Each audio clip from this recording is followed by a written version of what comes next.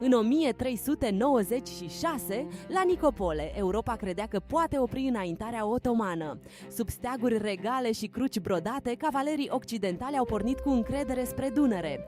Dar alianța era fragilă, iar rivalitățile dintre comandanți au slăbit orice plan comun. Baiazid I a exploatat perfect această dezordine, lovind rapid și decisiv. Cruciații au fost împinși spre dezastru, iar câmpul de luptă s-a transformat într-o fugă disperată. Pentru țara românească, ecoul a fost uriaș, fiindcă frontiera dunăreană devenea tot mai periculoasă. Mircea cel Bătrân înțelesese deja că supraviețuirea cerea echilibru între marii vecini. După Nicopole, Balcanii au intrat într-o epocă lungă de presiune otomană.